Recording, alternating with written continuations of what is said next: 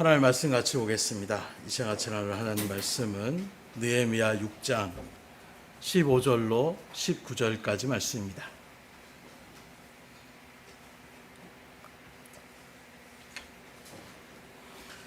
느헤미야 6장 15절로 19절까지 말씀 제가 봉독해 올려드리겠습니다. 성벽 역사가 52일 만인 엘루럴 25일에 끝남에 우리의 모든 대적과 주위에 있는 이방 족속들이 이를 듣고 다 두려워하여 크게 낙담하였으니 그들이 우리 하나님께서 이 역사를 이루신 것을 알미니라.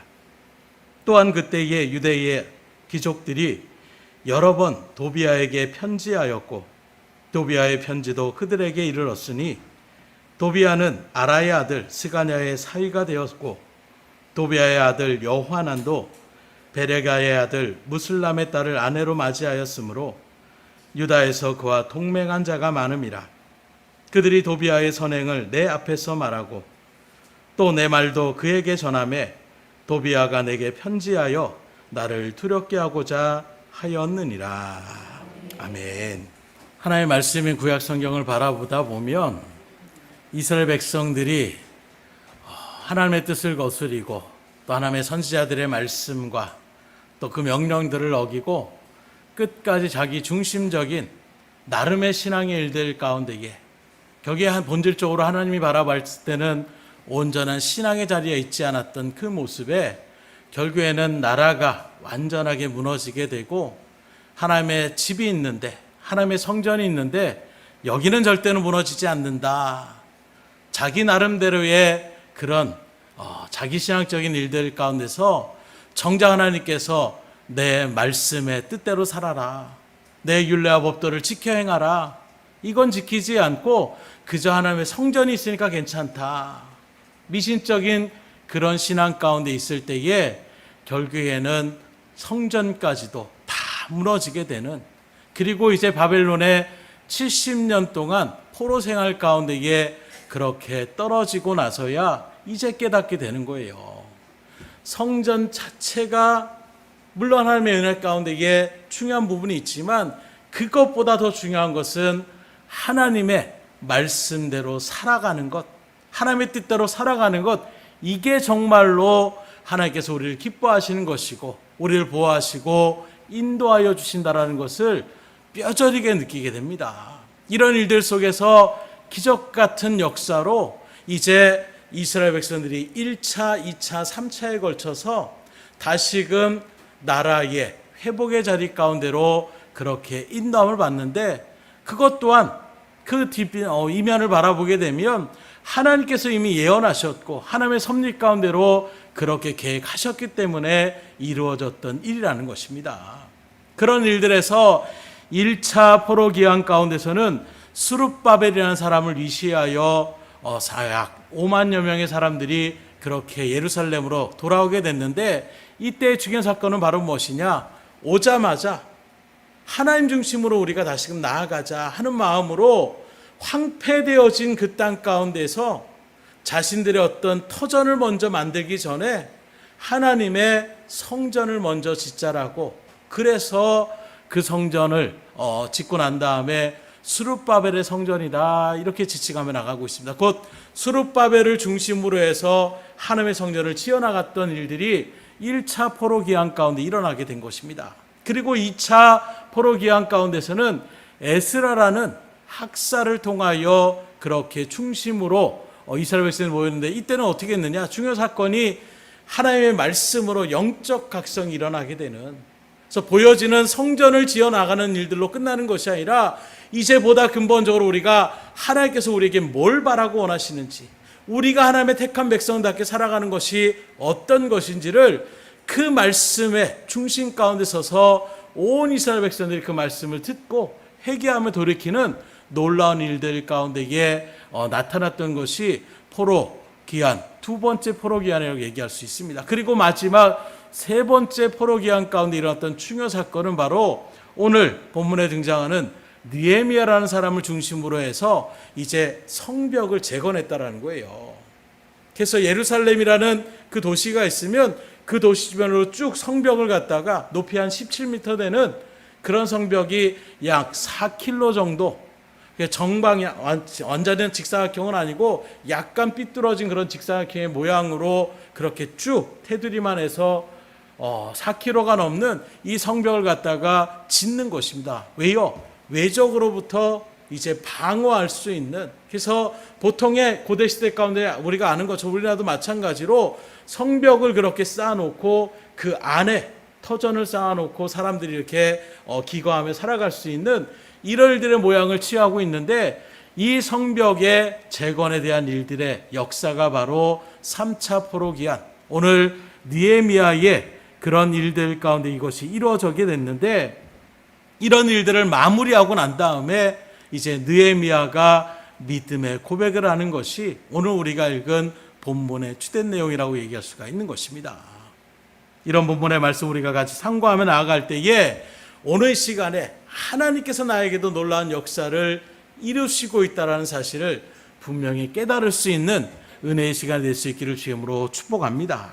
첫 번째로 느헤미야는 뭘 고백하고 있느냐? 그렇게 정말로 큰, 말 그대로 대단한 토목공사라고 할 수 있는 그 4km가 넘고 17m가 넘는 그런 두꺼운 성벽을 쌓는데 그 만든 기간이 52일 만에 그것이 이루어졌다라고 고백하고 있는 것입니다. 그래서 오늘 15절에 보면 성벽 역사가 52일 만인 엘루럴 25일에 끝남에 이렇게 얘기하고 있습니다. 앞서 말한 것처럼 지금 이 성벽이 지금 허물어진 일들 가운데서 역사적인 일들의 그런 역사적인 자료들을 바라보게 되면 150년 동안 그 성벽이 무너진 채로 그렇게 방치되어 있었다라는 거예요. 그러니 여러분들 아시는 것처럼 아예 애초부터 건물이 세워지지 않는 것에 건물을 쌓는 것이 더 낫지, 기존의 건물이 있으면 어떻게 됩니까? 그 기존의 건물들을 완전히 무너뜨리고 그걸 다 걷어내고 그리고 다시금 재작업에 들어가는, 안에 어떤 리모델링이 아니라 완전하게 새로운 일들을 지며 나갈 때는 아예 애초부터 없는 것이 더 편할 때가 있다라는 거예요.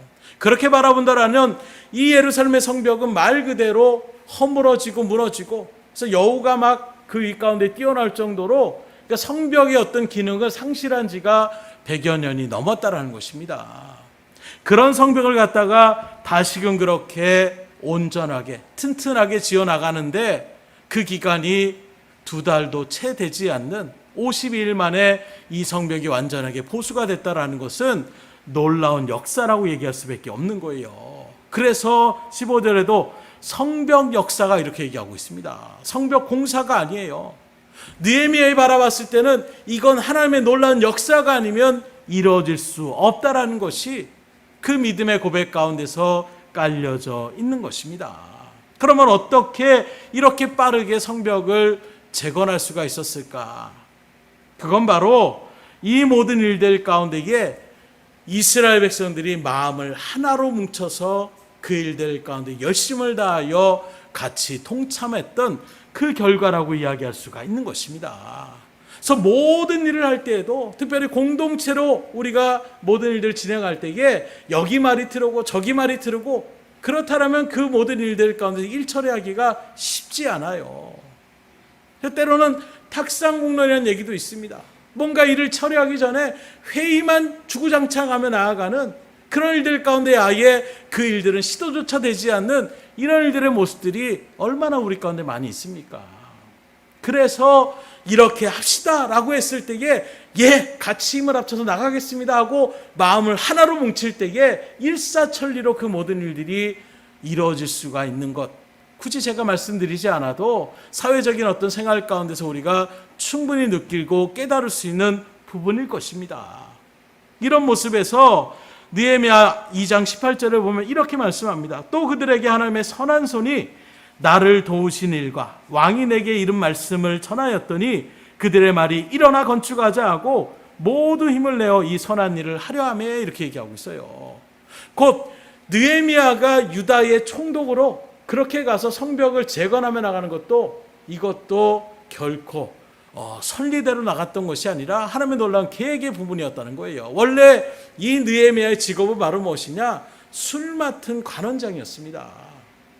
곧 왕이 음식을 먹고 술을 마실 때에 옆에서 그 술에 독이 타지 않았는가, 뭔가 문제가 있지 않았는가, 이걸 갖다가 항상 감시하며 나가는 그 일들을 주관했던 사람이 바로 느헤미야였다라는 거예요. 그러다 보니까 누구보다도 왕과 밀접한 관계에 있었고, 이 술관원장이 만약에 그 일을 눈 감아준다라고 하면 고대 시대 가운데서 독살로 그렇게 숨을 거두는 이런 사건들은 수도 없이 일어날 수가 있는 것입니다. 그렇기 때문에 가장 왕에게 믿을 만한 사람에게 맡겨진 직책이라고 얘기할 수가 있는 거예요. 그러니까 술 맡은 관원자니까 술이나 따는 사람이겠지, 이게 아니라 왕의 엄청난 신을 받고 있었던 그런 위치 가운데 있던 사람이 바로 느헤미야였습니다. 그것도 이방인 사람으로서 그런 일들 가운데 신을 받게 됐는데, 이 느헤미야가 어느 순간에 소식이 들려오는 거예요. 얼마나 그 거대 제국을 만들어가는 그 페르시아 제국 가운데서 그 왕을 보좌하며 나가는 일들 가운데 있다 보니까 그 수간에 수많은 암투들과 또 계속해서 세력을 확장해 나가는 그런 전쟁의 일들 가운데서 정신이 없었을 거예요. 그래서 어떤 고국에 대한 일들을 생각하지 못하는 그 순간에 우연하게 소식을 나라에, 자신의 고향 땅 예루살렘의 현상의 이야기를 듣게 되는데, 성벽은 다 허물어져 버리고 성문은 불타 없어지고 완전히 폐허가 되고 초토화되어 있는 흉물이 몰골한 그런 일들 가운데서 자기의 고향 땅이 그렇게 버려진 땅처럼 환락한 땅에 그런 자리 가운데 있고, 거기에 그나마 남겨져 있던 유다 사람들은 그 주변에 다른 족속들에게 이리 치이고 저리 치며 나아가는 고통의 나날을 보내고 있다는 소식을 느헤미야가 듣게 되는 거예요. 그리고 그 마음 가운데 뜨거움이 일어나는 것입니다. 내가 지금 호의호식을 누리며 이렇게 왕의 총을 받고 있는 이 부분 가운데서 내 정작 내 민족을 생각하지 못하고 내 나라를 생각하지 못했다라는 그 어떤 자기 마음 가운데에 그런 회개함으로 하나님 앞에 뜨겁게 기도합니다.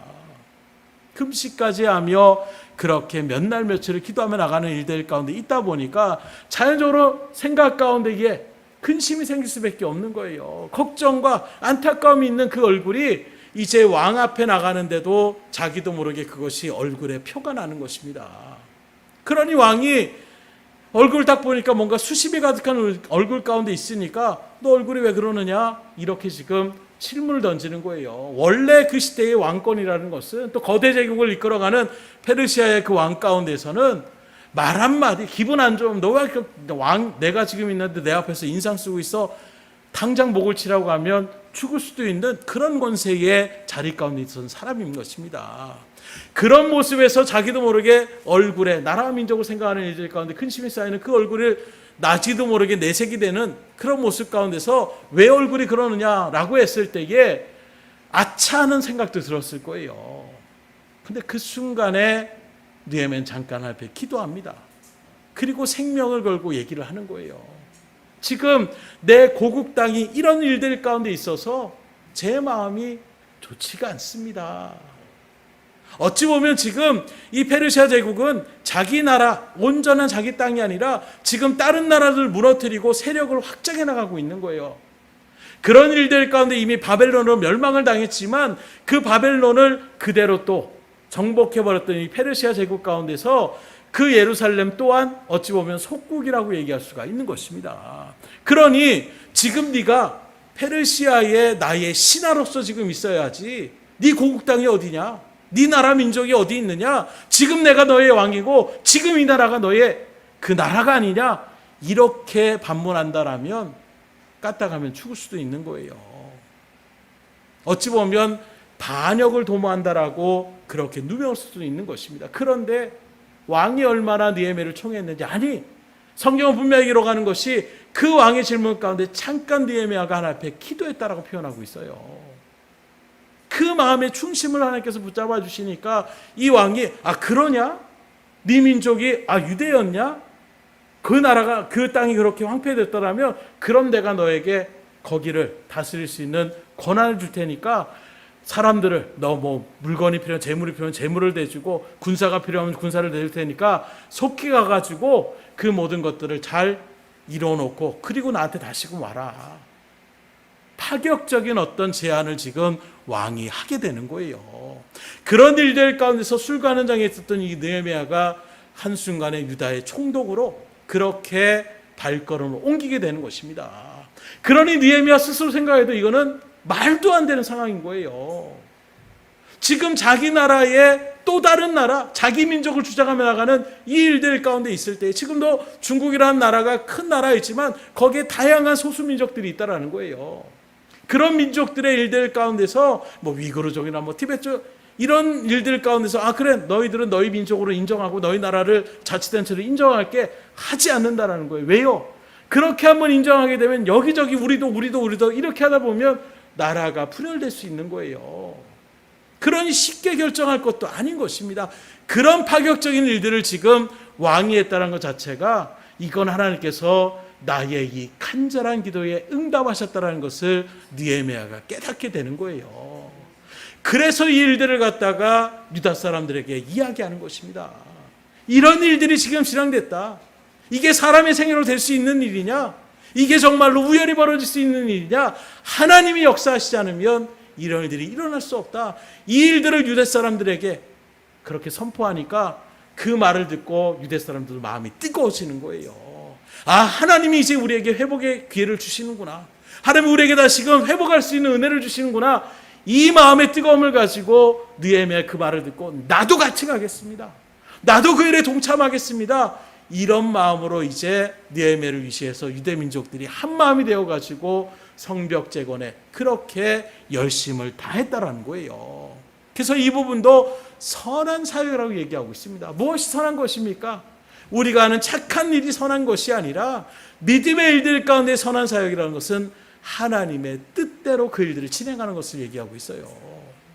곧 하나님의 뜻 가운데에 중심을 다해서 같이 하나님의 뜻을 세우고 하나님의 나라를 세우고 하나님의 일들 가운데 동참하고자 하는 이 일들 가운데 마음을 합해서 그 일들을 진행하니 그 일들 가운데 52일 만에 단기간에 이런 놀라운 역사를 이뤄낼 수 있었다라고 이야기하고 있는 것입니다. 오늘날도 마찬가지예요. 구성원들이 그 공동체 일들 가운데서 한 사람 한 사람이 정말로 한 마음으로 일시단결해서 공동체에 힘을 합해 나아가면 놀라운 일들을 그렇게 이뤄나갈 수가 있는 것입니다. 그러나 반대로 그 공동체 안에서 다양한 소리들을 내고 다양한 목소리를 내며 나아가다 보면 일을 진행하기조차도 힘들어질 수밖에 없는 그런 상황 가운데 맞닥뜨린다라는 거예요. 그래서 단적인 예로 바닥거북이에 대한 부화에 대한 부분들을 우연하게 이렇게 듣게 됐는데, 알을 낳을 때부터 알들끼리 소통을 한다라는 놀라운 그런 과학적인 발견을 하고 있는 거예요. 그래서 보통 바닥거북이가 이제 산란기가 되면 모래사장으로 이렇게 올라와서 모래를 파고 그 정말 넓적한 그 다리로 그 발로 계속 이렇게 흩어가지고 그걸 갖다가 나름대로 구덩이를 만드는 거예요. 그리고 알을 낳으면 한 500여 개의 알을 그렇게 난다는 것입니다. 그리고 난 다음에 어떻게 하느냐, 내비두면 뭐 갈매기나 여러 가지 그런 각종 천적들이 와서 알을 깨트리고 그렇게 먹을 수 있기 때문에 다시금 모래를 덮는다라는 거예요. 그렇게 덮게 되면 그 다음에 부화할 때가 돼서 알이 깨지고 부화를 하게 되면 어떻게 되느냐, 그 모래가 여러분들도 가끔씩 모래사장에 가면 모래찜질이라고 해서 한번 해보신 경험들이 있으실 거예요. 저도 많이 몇 번 그렇게 했었는데, 이게 뭐 대충 그렇게 모래 얹듯이 톡톡톡톡 하면 일어나면 일어날 수 있어요. 근데 진짜 작정하고 삽을 갖다가 그냥 구덩이를 좀 파가지고 거기에 집어넣은 다음에 모래를 갖다가 높게 이렇게 쌓아버리면 그 다음에 일어나봐 그러면 꿈지럭 되는데 못 일어나요. 그 모래의 무게가 무거울수록 빠져나오기가 쉽지 않은 것입니다. 그런 모습에서 그 이제 갓 태어난 바닥거북이 그 새끼들이 그 모래를 덮을 때 대충 덮겠어요. 슬슬 덮는 것이 아니라 나름대로 천적들을 방어하기 위해서 모래를 그렇게 덮어놓으면 거길 뚫고 나오는 것이 쉽지 않다는 것입니다. 근데 그걸 갖다가 촬영을 하고 바라보니까 알들이 부화를 하게 되면 맨 앞에 있는 먼저 앞선 맨 위에 있는 거북이는 모래를 갖다가 막 흩어려고 막 할 거 아니에요. 그 옆에 있는 다른 거북이들은 가만히 구경하고 있는 것이 아니라 옆에 있는 또 모래들을 갖다가 계속해서 그렇게 파헤친다라는 거예요. 그리고 맨 밑에 있는 그 바닥거북이 새끼들은 그걸 가지고 또 내뜨면 계속 흘러내릴 수 있으니까 그걸 또 발로 다지면서 나아가는, 누가 알려준 것도 아닌데 그렇게 상고작용 가운데 나가다 보면 이제 그 모래를 뚫고 바다거북이들이 나오게 되는 이런 일들을 발휘할 수가 있다는 것입니다. 뭘 말하냐면 바다거북이는 그 나올 때부터 서로 힘을 합해나 나가는 그런 일들 가운데 서다 보니까 그 정말로 답답한 모래도 뚫고 나올 수 있는 그런 모양들을 나타낼 수가 있다는 거예요. 그런데 이와 반대로 독 속에 있는 개라는 얘기를 한번 여러분들 아실지 모르겠어요. 우리가 흔히 옆으로 이렇게 걸어간 기는 그 개가 독 안에 하나의 개만을 놔두면 그 독을 갖다가 충분히 빠져나올 수가 있다는 거예요. 힘도 있고 집게도 있어서 나올 수가 있는데 그 독 안에 여러 마리 개를 갖다가 이렇게 한꺼번에 놔두면 충분히 빠져나올 수 있는 영역 있는 개들도 나오지 못한다는 것입니다. 왜 그럴까요? 앞에서 나가려고 하면 뒤에 있는 개가 그 개의 다리를 잡고선 찝어내린다라는 거예요. 그렇게 서로 찝어내리다 보면 결국에는 나가지 못하는, 물론 나가는 개들도 있겠지만 거의 태반이 한꺼번에 그렇게 나가면 다 도망갈 것처럼 보이는데 그렇지 않은 거예요. 무작정 그냥 앞에만 걸리면 잡아 당기는 것이 개의 습성인 것입니다. 무슨 말씀을 드리고자 하냐면 오늘 우리들도 등대교회 공동체라는 믿음의 공동체를 세워주셨을 때에 우리가 정말 바다거북이처럼 한마음 한뜻으로 맡겨진 자리자리에서 우리가 최선을 다하며 나가는 그런 모습 가운데에 여러분들이 함께 할 수 있기를 주님으로 축원합니다. 그런 부분에서 참 목회자로서 감사해요. 참 부족하고 많은 부분까지 연약함에도 불구하고 정말로 제가 하지 못하는 부분들을 먼저 이렇게 각자의 자리에서 열심으로 그 일들을 지나가며 나가는 그 발걸음을 바라볼 때에, 또 특별히 다른 사역자들과 이렇게 대화를 나누다 보면 힘들어 지쳐하는 그런 모습들이 참 많이 있어요. 뭐 때문에 가장 힘들어 하겠습니까? 그 안에 있는 일들 가운데 분열이 일어나고 이런 다툼이 있을 때에 그때 정말로 힘들어 하시는 거예요. 그런 모습에서 정말로 지금도 여러분들이 항상 잘해왔지만 이후에도 주님 부르시는 날까지 각자의 자리에서 최선을 다하여 그렇게 하나님의 선한 사역 가운데에 힘을 다하여 나갈 수 있기를 주님으로 축복합니다. 그래서 우리는 하나를 이루셔야 돼요. 그러면 어떻게 하나를 이루어 나갈 수가 있느냐? 에베소 4장 3절로 4절에 보면 이렇게 증거합니다. 성령이 하나 되게 하신 것을 힘써 지키라. 몸이 하나요 성령도 한 분이시니 이와 같이 너희가 부르심의 한 소망 안에서 부르심을 받았느니라. 이 말씀 가운데 비춰보게 되면 저 여러분들이 등대교회라는 이 믿음의 공동체 가운데에 세움받은 것은 우연이라고 얘기할 수가 없는 거예요. 성령 하나님께서 우리를 하나 되게 하시게 하여 불러주셨다는 것입니다. 그리고 그 성령의 역사의 일들 가운데서 우리가 성령의 하나 되게 하심을 바라보며 믿음의 일들 가운데 선한 믿음의 사역에 그렇게 통참하며 나가는 것, 이게 바로 하나님의 성령의 역사에 통참하는 것이라고 얘기할 수가 있는 거예요. 역으로 얘기하면 나 저 사람 하는 거 못마땅해 죽겠어. 저 집사님이 하는 건 정말 짜증나서 못해 먹겠어 하고 우리 안에서 그것들을 내가 분열을 조장하고 내가 그 일들 가운데 마음을 아파하지 않으면 곧 뭘 거스르게 되는 것입니까? 성령 하나님을 거스르게 되는 것임을 여러분들이 아셔야 되는 거예요. 그래서 하나님의 선한 역사에 하나님이 우리를 믿음으로 하나 되게 하여 주셨고 그 일들 가운데 우리가 하나님의 나라와 뜻을 세우는 복음을 증거하며 하나님의 모든 믿음의 역사들을 이루는 일들 가운데 우리가 하나 되는 것에 여러분들이 동참하며 나가는 것이 성령 하나님의 뜻이라고 할 때에 우리가 그 반대의 일들 가운데서 이것도 마음에 안 들고 저것도 내가 싫고 내 생각을 앞서면서 분열의 일들 가운데 조장을 한다라면 이건 사람 간의 어떤 분란이 아니라 성령 하나님을 거스르는 자리임을 우리가 분명히 아셔야 되는 거예요. 그래서 믿음으로 열심으로 이렇게 하나 될 수 있기를 주님으로 축복합니다. 그래서 어제도 정말로 그 더운 일 가운데 모여셔서 부자 가정들을 돕는다라고 음식을 막 장만하시면서 나아가는 그런 모습들, 이 모습들이 우리 안에서 그냥 기쁨으로 하는 것, 물론 그 기쁨도 하나님이 주셨겠지만 여러분들 그 하나님의 뜻 가운데 믿음으로 그렇게 하나 되어 나가는 그 모습을 하나님 지금도 지켜보고 계시고 흡족해 하시며 여러분들 그 발걸음 가운데에 놀라운 은혜와 축복을 허락하여 주심을 믿음으로 소망하시고 하나님의 뜻 가운데 계속해서 연합하여 주의 일들을 이뤄나갈 수 있기를 주임으로 축복합니다. 그래서 오늘 느헤미야를 통하여 온 이스라엘 백성들의 마음을 아파하여 52일 만에 그 모든 성벽 재건이 이루어진 것처럼 여러분들도 하나님의 일들 가운데 이게 믿음으로 하나 되어져서 놀라움의 믿음의 역사들을 그렇게 체험하며 살아갈 수 있는 은혜가 있기를 주임으로 축복합니다. 그래서 딴지를 거는 사람들 되시면 안 돼요. 참 우리 당연히 우리 장로님들 또 안수집사님도 마찬가지고 어떤 일들을 이야기하며 나갈 때에 막 서로 이런 의견 충돌이 아니라 상대방의 이야기를 듣고 보완하고 상호 보완적으로 그런 일들을 나가는 모습들이 있어서 그래서 저는 어찌 보면 참 복받은 그런 사역을 하고 있다라고 생각할 수 있어요. 권사님들도 마찬가지예요.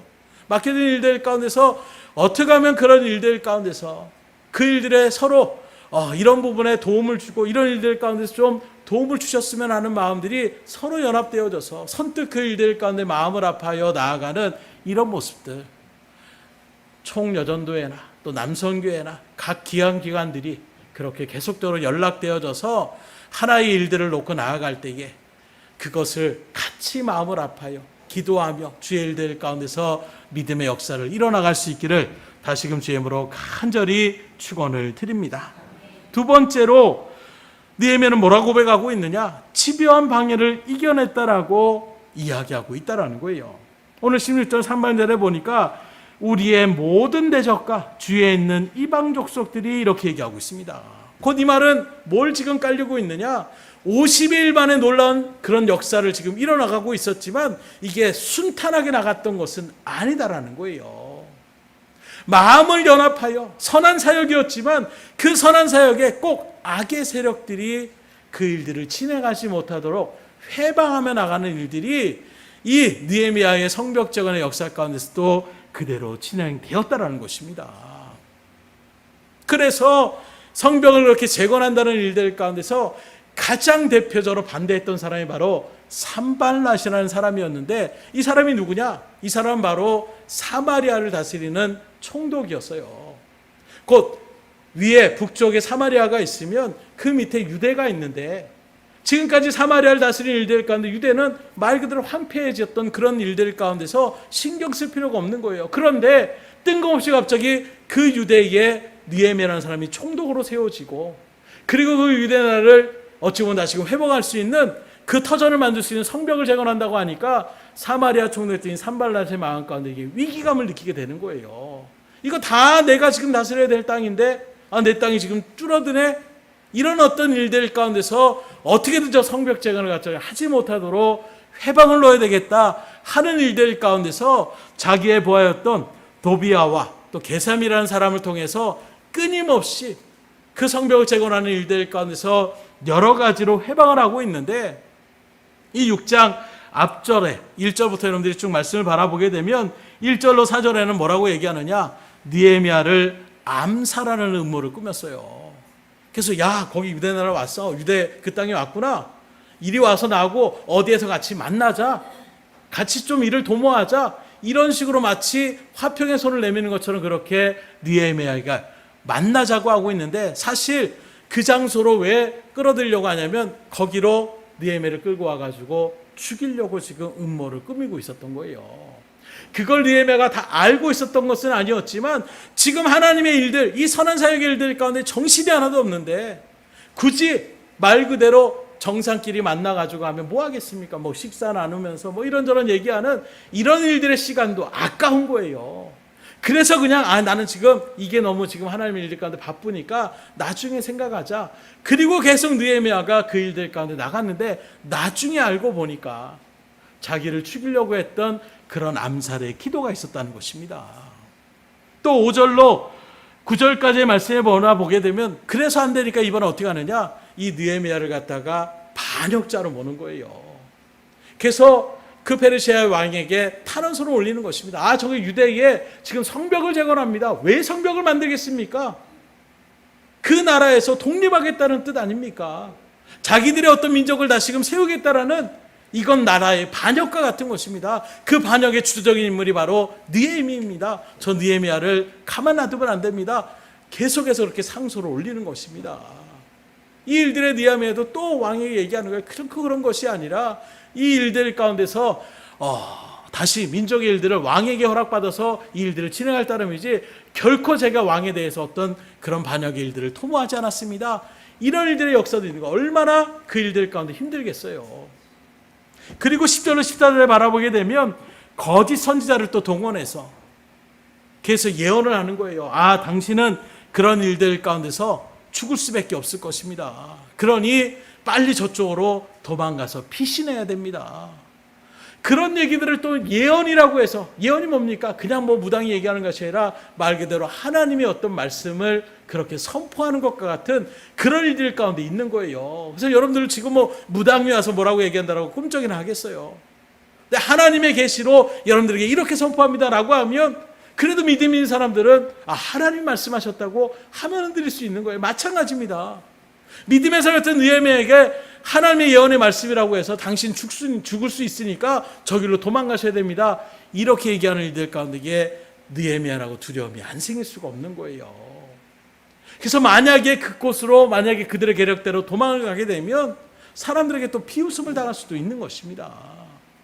이런저런 일들의 우여곡절 끝에 느헤미야가 이렇게 성전을 완성하게 되고 있는데 그런 일들 가운데서 오늘 본문을 바라보게 되면 더 놀라운 사실을 기록하고 있어요. 17절의 말씀, 18절의 말씀입니다. 또한 그때에 유대의 귀족들이 여러 번 도비아에게 편지하였고 도비아의 편지도 그들에게 이르렀으니 도비아는 아라의 아들 스가냐의 사위가 되었고 도비아의 아들 여호하난도 베레가의 아들 무슬람의 딸을 아내로 맞이하였으므로 유다에서 그와 동명한 자가 많음이라. 이게 무슨 말이냐고 한다라면 지금 도비아 게셈은 유대 사람들이 아니에요. 그런데 이 두 사람이 적극적으로 유대 사람들과 지금 결속을 다지며 나가고 있었다는 거예요. 그 중심 가운데서 나갔던 사람들의 등장했던 사람이 바로 스가냐라는 사람을 먼저 지칭하고 있는데 이 사람은 아라의 아들이라고 소개하고 있어요. 이 아라는 누구냐? 1차 포로 기한 때에 스룹바벨, 말 그대로 스룹바벨의 총독으로 세워지는 일들 속에서 성전을 재건하는 일들 가운데 이게 중심적으로 중요한 역할을 감당했던 사람이 바로 이 아라라는 사람이라는 거예요. 그러니까 이 사람은 쉽게 말해서 유대의 귀족의 자리 가운데 있었던 사람이라는 것입니다. 가문이 좋았다라는 거예요. 그런 일들 가운데서 다른 사람에게 충분히 영향을 끼칠 수 있는 그런 사람들의 그 일들 가운데 있었던 이 스가냐의 그 일들 가운데에 도비아가 어떤 사람이 됐느냐? 이 스가냐의 사위가 되었다라고 얘기하고 있는 것입니다. 그러니까 장인어른과 사위의 관계가 이루어졌다라는 거예요. 그러다 보니까 서로 어떻게 됩니까? 서로 내통하는 일들이 자연스럽게 이루어졌다라는 거예요. 또 다른 유대 귀족이 누구냐? 바로 무슬람이라는 사람인데 이 무슬람은 어떻게 되느냐? 무슬람의 아들이었던 사람과 또 도비아의 그 아들과 같이 결혼을 그렇게 시켜가지고 쉽게 말하면 사돈지간이 됐다는 것입니다. 그래서 지금 산발랏을 중심으로 해서 어떻게든 유대 성벽을 재건하지 못하다는 일들 가운데서 영향력이 있는 유대의 두 가문과 지금 연결이 돼 있는 거예요. 그 연결의 일들 가운데서 서로 지금 한마디로 편지를 주고받으며 지금 이렇게 진행하고 있으니까 이렇게 좀 했으면 좋겠다. 아, 그러면 우리가 이렇게 준비를 할 테니까 그렇게 끌고 나오십시오. 이런 일들의 내통의 일들이 쉽게 지금 이루어졌다라고 이야기하고 있는 것입니다. 그러니 느헤미야 입장에서는 이 모든 스가냐와 이런 무슬람이라는 사람들이 겉으로는 유대 귀족의 그 사람들이 적극적으로 동참하는 것처럼 보여지고 있지만 뒤로는 어떻게 하고 있어요? 느헤미야를 어떻게든 암살을 하거나 죽이는 일들 가운데서 같이 그 일들을 토모하며 나가려고 하는 이런 일들 가운데 있었다는 것입니다. 그런 일들 속에서 사람들이 어떻게 얘기하느냐? 그 두 집안의 그 사람들이 느헤미야에게 얘기하는 거예요. 이 도비아 이 사람 저쪽에 있지만 괜찮은 사람입니다. 이 사람 신용할 만한 사람입니다. 이 사람 얘기는 들어도 괜찮습니다.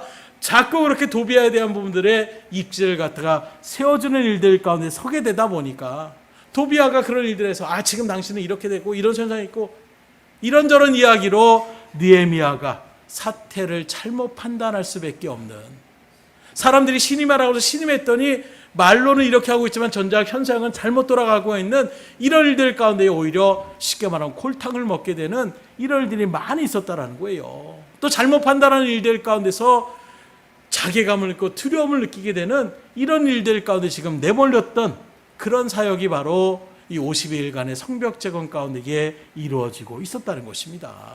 결국 이런 일들 가운데 우리가 바라볼 수 있는 것, 이 느헤미야가 논란함의 일들 가운데 중심으로 그 일들을 진행하고 있지만 안팎으로 지금 굉장히 힘든 지경 가운데 있었다라는 것을 이야기하고 있는 거예요. 그런데 지금 느헤미야는 어떻게 합니까? 그 모든 대적들을 그 일들 가운데서 내가 두려워하고 크게 낙담하였지만 하나님께서 그 일들을 통하여 오히려 전화위복이 돼서 내가 낙담하는 자리가 아니라 그들이 오히려 낙담하게 되게 하나님께서 역사하셨다라고 이야기하고 있는 것입니다. 그걸 어떻게 느헤미야가 이런 수많은 방해 공작, 수많은 위협들을 이겨나갈 수가 있느냐? 9절의 말씀 한번 보겠습니다. 6장 9절의 말씀에 바라보게 되니까 이는 그들이 다 우리를 두렵게 하고자 하여 말하기를 그들의 손이 피곤하여 역사를 충지하고 이루지 못하리라 함이라. 이제 내 손을 힘있게 하옵소서 하였더라. 그 사람들이 이런저런 말도 또 모함을 하고 반역을 깨한다라고 이런저런 탄원을 올리고 상소를 올리는 이런 일들 가운데서 두려워할 때에, 낙심하며 나아갈 때에 느헤미야가 어떻게 했느냐? 이제 내 손에 힘을 있게 하여 주옵소서. 하나님 앞에 쉽게 말하면 기도하는 거예요. 하나님밖에 없습니다. 하나님이 붙잡아 주셔야 됩니다. 오늘 본문 바로 앞절인 14절에도 보면 내 하나님이여 도비야와 산발락과 여선지 노아다와 그 남은 선지자들 곧 나를 두렵게 하고자 한 자들의 소행을 기억하옵소서.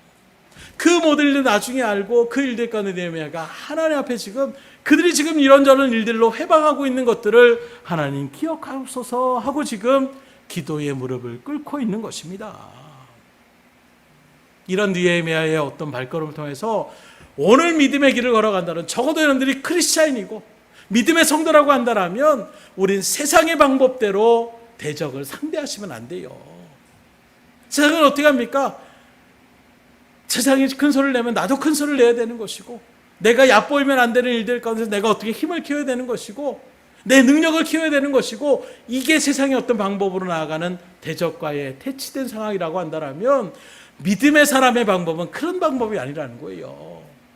우리는 어떤 방법으로 나가기를 하나님께서 말씀으로 주장하고 우리에게 계시하고 있느냐? 하나님 앞에 맡기라고 얘기하고 있는 것입니다. 직접 우리가 대적과 맞서 싸우는 것이 아니라 하나님 앞에 그 모든 일들 가운데에 대적을 바라보는 것이 아니라 그런 일들 속에서 우리는 하나님을 바라볼 수 있어야 되는 거예요.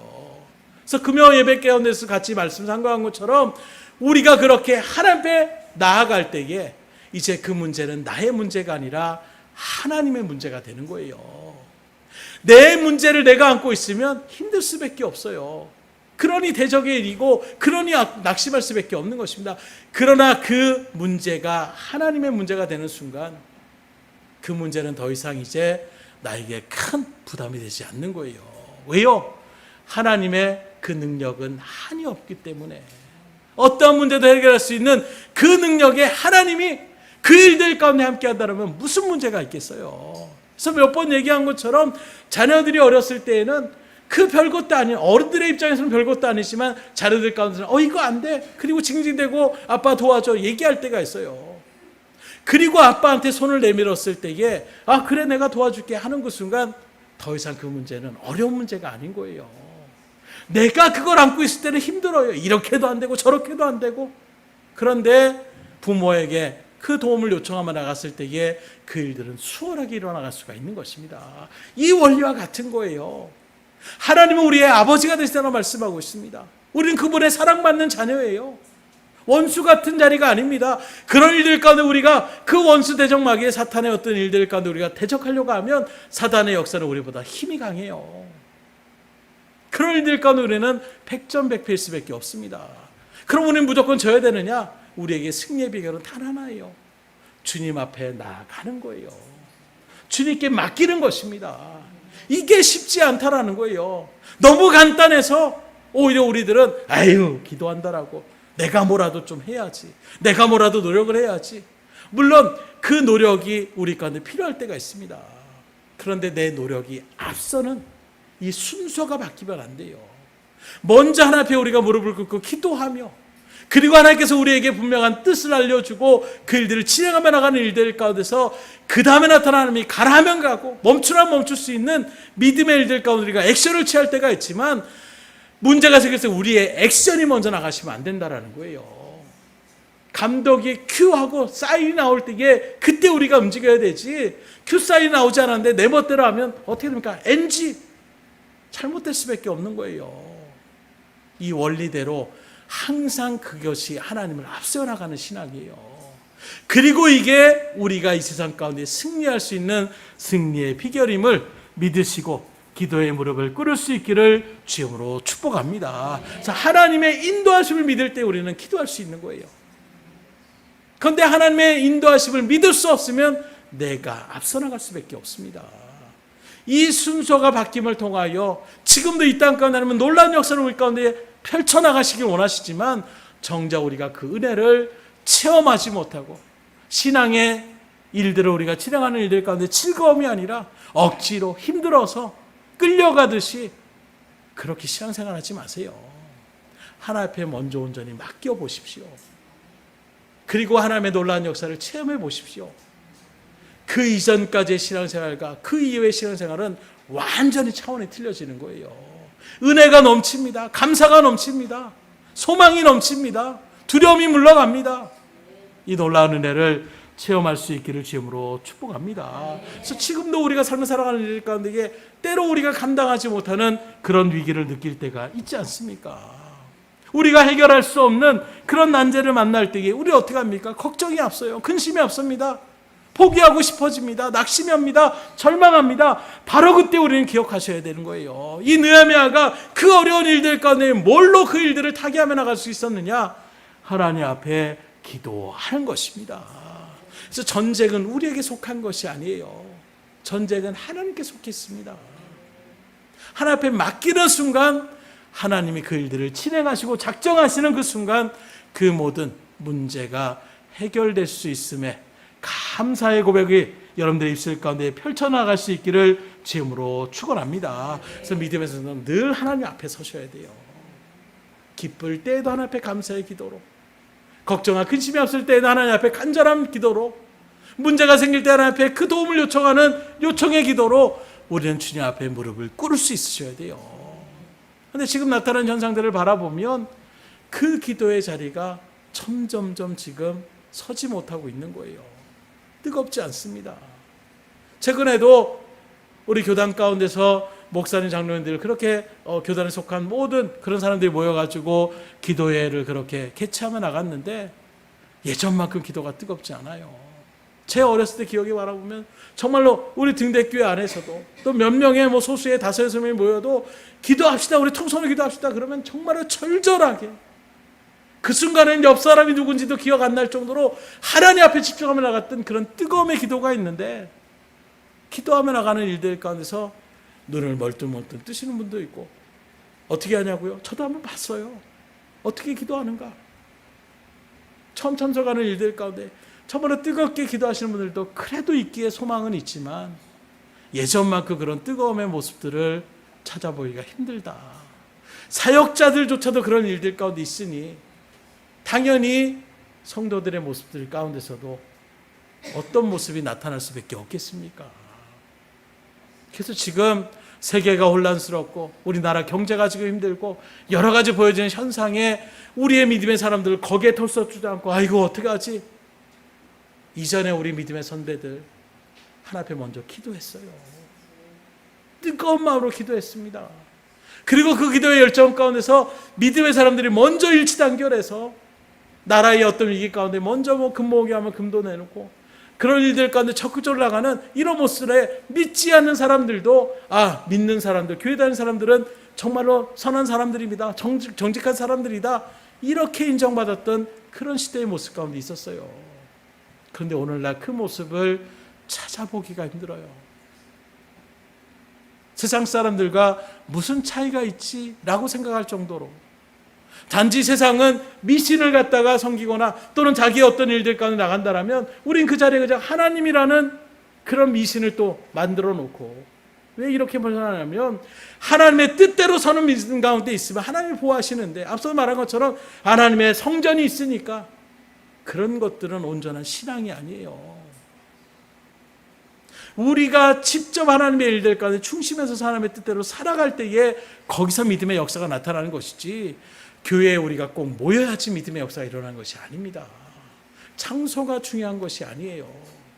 물론 우리가 때와 시간을 맞춰서 그래서 같이 모여가지고 하나님 앞에 기도하며 말씀을 나누는 이런 일들 가운데 서는 것, 그것 또한 하나님의 일들 가운데 우리가 복받아야 될 은혜의 자리지만, 우리가 그렇다면 이 자리를 떠났다라고 해서 내 마음대로 내 뜻대로 절대 그것이 하나님의 뜻 가운데 선 것이 아닙니다. 어느 곳에 있든지 항상 주님 앞에 기도의 심령을 가지고 문제를 주님 앞에 내어놓고 문제 해결함을 가운데에 하나님 앞에 영광 돌리며 나갈 수 있는 은혜가 있기를 주님으로 축원합니다. 간절한 마음으로 기도하실 수 있으셔야 돼요. 뜨거운 기도로 주님 앞에 나갈 수 있어야 되는 것입니다. 안타깝게도 방금 말씀드린 것처럼 기도를 어정쩡하게 해요. 이건 하는 것도 아니고 안 하는 것도 아니고 어느 순간에 형식화된 그런 모습을 나타내고 있고, 사단마귀의 어떤 대적의 싸움에서 마찬가지입니다. 정말 죽기 살기로 우리가 사생결단을 나가는 것이 아니라 대충 알아서 해주겠지 하는 마음으로 어설프게 우리가 싸움에 임하며 나가더라는 거예요. 그러니 어떻게 되겠습니까? 이것도 아니고 저것도 아니, 세상 사람도 아니고 믿음의 신앙의 자리가 온전한 것도 아니고, 그런 일들 가운데서 바울의 로마서의 고백 가운데 보면 가장 불쌍한 사람이 될 수도 있어요. 세상에서 누림의 삶도 누리지 못하고 정작 하나님 앞에 구원의 자리 가운데 서지 못하면 그것만큼 가장 불행한 사람이 어디 있겠습니까? 적어도 이 세상을 바라보는 사람들은 세상에서의 어떤 즐거움의 일들 가운데서 나름의 하고 싶은 것들을 하고 나가는데, 말씀 때문에 신앙 때문에 그것들은 또 내가 절제한다고 나름대로 하고 있지만 정작 하나님의 믿음대로 행하지 못해서 하나님의 구원의 백성의 자리에 서지 못한다고, 나는 도대체 널 모르겠다. 주님, 내가 교회 얼마나 열심히 다녔는데요. 도무지 나는 너를 모르겠다. 왜요? 하나님의 말씀 중심으로 살아가는 삶으로 살아가지 않았을 때에 교회 다닌다라고 하나님께서 너는 내 자녀다 말씀하시는 거 아니에요. 하나님의 말씀대로 살아갈 때에 하나님은 네가 바로 내가 선택한 백성이다 하나님께서 인정해 주시는 것입니다. 오늘날 교회가 왜 손가락을 당합니까? 왜 지탄을 당합니까? 믿음의 성도들의 발걸음 가운데서 말씀의 뜻대로 나간다라면, 성경 어디에도 믿음의 사람들에게 악을 행하라, 사람들을 죽여라, 도둑질해라 이런 말씀하시지 않아요. 선을 행하라, 이웃을 사랑하라, 도움을 줘라, 겸손해라, 그 말씀 그대로 우리가 살아간다라면 이 세상에서 기독교를 손가락질하며 나가지 않을 거예요. 이 땅에 한국의 기독교, 초기 기독교에도 그런 마음, 말씀 들으면 그 말씀 그대로 실천하며 나가는 그 발걸음 가운데에 사람들이 거기에 무너지기 시작하는 것입니다. 오늘날 우리의 모습이 다른 사람이 중요한 것이 아니에요. 나는 정말 하나님의 믿음의 백성으로 부름받은 자답게 하나님의 말씀을 중심 가운데 세우고 그렇게 살아가고 있는가? 아니면 여전히 내 생각과 내 경험과 이 세상에 바라보는 그 일들 가운데 여전히 내가 머물러 있다라면 이 시간 돌이킬 수 있기를 주님으로 축원합니다. 그리할 때의 놀라운 하나님의 역사를 우리가 체험할 수가 있기 때문이라는 거예요. 마지막으로 느헤미야는 뭐라고 고백하느냐? 하나님께서 이 역사를 이루셨다라는 것을 알았다라고 고백하고 있습니다. 10절 하반절에 보니까 그들이 우리 하나님께서 이 역사를 이루신 것을 알미니라. 여기 그런데 그들은 누굴 얘기하느냐? 믿음의 선한 사역에 동참했던 사람들이 아니에요. 앞서 얘기했던 하나님의 어떤 사역, 이 선한 사역을 어떻게든 무너뜨리는 산발랏이나 도비아나 게셈 같은 수많은 어떤 그 성벽의 재건들, 선한 사역들을 무너뜨리려고 계획했던 그 사람들이 지금 뭘 해도 안 되는구나, 결국에는 이것이 완공되는 모습을 통해서 그 사람들이 거기서 털썩 주저앉는 거예요. 이건 사람의 역사가 아니라 그들이 믿는 하나님이 역사하셨기 때문에 52일 만에 그렇게 우리가 회방을 해도 성벽이 이렇게 튼튼하게 재건이 되었다라고 두려워하는 마음 가운데서 낙심하였다는 것을 얘기하고 있는 것입니다. 오늘 저놈들의 믿음의 그 믿음의 행복, 기도함을 통하여 문제를 해결받고 하나님의 역사하시는 일 가운데 중심에 설 때에 우리의 대적자들이, 하나님을 믿지 않고 대적했던 세상의 권세들이 오히려 그 모습에서 하나님을 믿음으로 인정하며 나가는 이 놀라운 역사에 여러분들이 함께할 수 있기를 주임으로 축복합니다. 그래서 느헤미야는 이 모든 일들이 하나님의 역사 가운데 일어났다는 것을 느헤미야도 알았지만 대적자들도 그 모든 역사를 바라보며 깨달았다는 것을 이야기하고 있는 것입니다. 그래서 앞서 말한 것처럼 느헤미야는 애초부터 인정한 거예요. 왕으로부터 그럼 네가 거기 가면 내가 다 도와줄게, 필요한 것들을 대줄게 라고 하는 그 시점부터 느헤미야는 하나님이 나를 통하여 역사하시는 것이구나.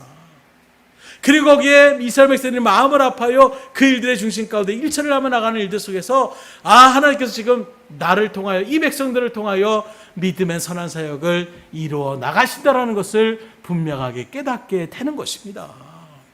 사실 이스라엘 민족들이 흩어진 지가 70년이에요. 바벨론의 문화 가운데서 우리가 1차, 2차, 3차 이렇게 해서 다시금 그들이 예루살렘에 왔는데 바벨론에 포로 있던 사람들이 다 온 것이 아닙니다. 오히려 그 70년의 일들 가운데서 이제는 굳이 고향 땅, 내가 사는 땅이 고향 땅이지 하는 마음으로 많은 대다수의 유대인들은 그냥 바벨론의 그 성 안에 그냥 머물러 살았다라는 거예요. 오히려 예루살렘으로 약속의 말씀을 붙잡고 돌아온 사람들은 일부분에 지나지 않았다라는 것입니다. 그렇게 오는 사람들의 마음도 그런데 성을 붙고 왔더니 지금 그 일들 가운데 뭐라도 할 수 있는 여건이 아니라 완전히 황폐되어져 있는 그 땅의 모습을 바라봤을 때에 무너질 수밖에 없는 거예요. 하나님이 이제 이사야를 통하여 또 예레미야를 통해 약속하신 대로 이제 70년의 포로 생활이 끝나면 하나님 회복시켜 준다고 했으니까 그 약속의 말씀 붙잡고 예루살렘을 다시금 왔더니 뭔가 회복되어질 건덕지가 하나도 보여지지 않는 거예요. 이런 줄 알았으면 그냥 거기에 있는 것이 나을 걸 하는 마음이 들 정도의 상황이 지금 펼쳐져 있는 것입니다. 말씀 붙잡고, 약속의 말씀 붙잡고 나아갔더니 오히려 그 일들이 정말 하나님 이런 기적의 역사를 펼쳐주시구나, 이런 일들을 소망하며 나가실 거예요. 여러분들도 마찬가지일 것입니다. 그런데 오히려 말씀대로 살았더니 오히려 삶의 모습은 정말로 소망이 보이지 않을 것 같은 그런 일들 가운데 딱 맞닥뜨릴 때에 그 마음이 어떻겠어요? 그 마음이 다시금 하나로 일치된다는 것은 쉽지 않을 것입니다. 그래서 느헤미야는 고백하는 거예요.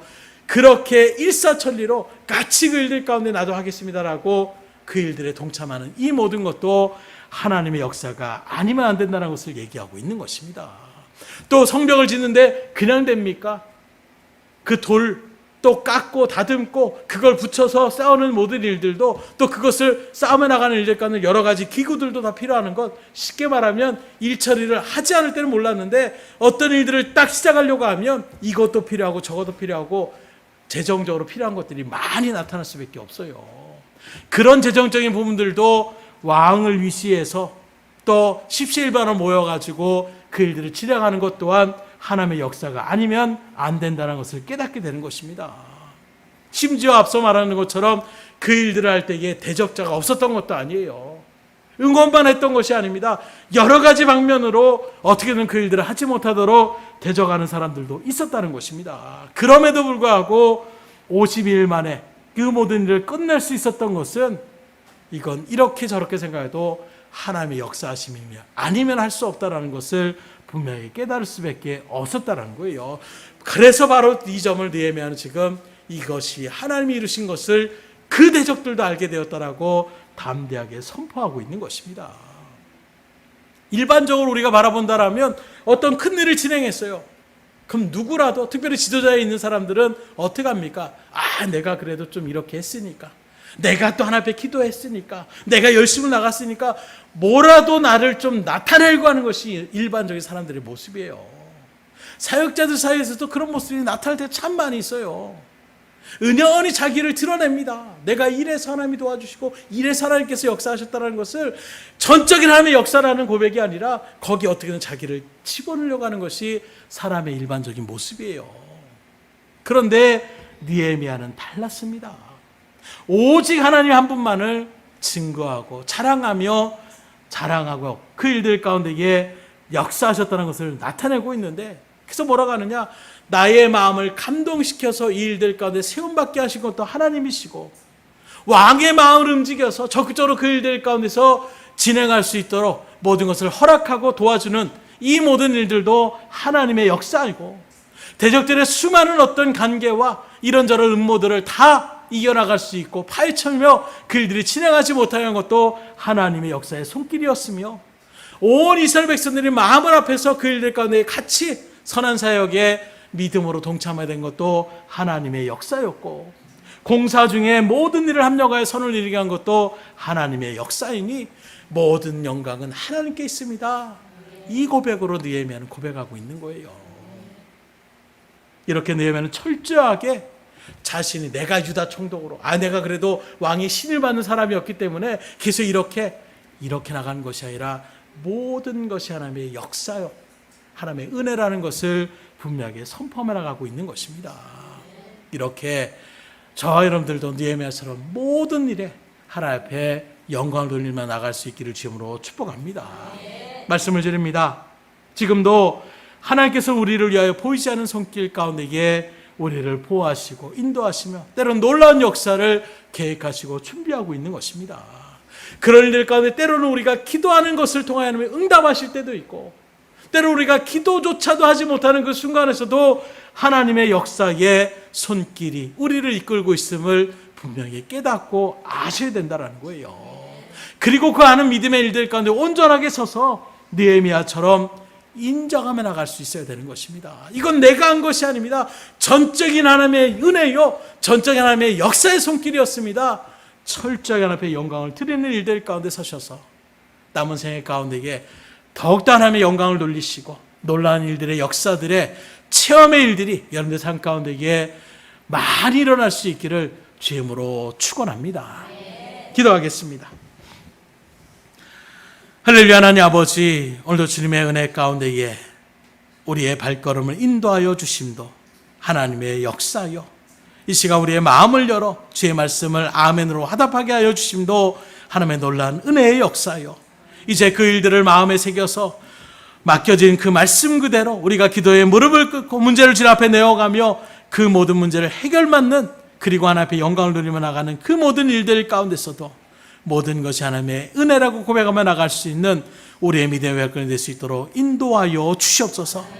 환경적으로 또 나라적으로 또 개인의 삶적으로 또 육신의 질고로 여러 가지 일들 가운데에 힘들고 지쳐있는 주의 백성들이 있습니다. 하나님, 그 일들을, 상황을 바라보고 사람을 바라보고 내 능력을 바라보며 걱정하고 근심하고 절망하고 포기하는 그 심령들 앞에 다시 오늘 말씀을 통하여 하나님 앞에 기도에 무릎을 꿇는 것, 그 하나님 앞에 서는 것이 우리 가운데 있는 가장 큰 은혜의 자리임을 말씀을 통해 깨닫게 하여 주셨사오니, 느헤미야와 같이 문제가 있을 때 주님 앞에 기도함을 통하여 문제 해결을 또 놀라운 은혜를 체험하여 하나님 앞에 더욱더 귀한 영광의 은혜를 마음껏 선포하며 증가해 나갈 수 있는 우리의 믿음의 발걸음이 될 수 있도록 인도하여 주시옵소서. 모든 것을 주님 앞에 의탁드리오며 사랑하는 하신 예수 그리스도 받들어 기도드렸사옵나이다. 아멘.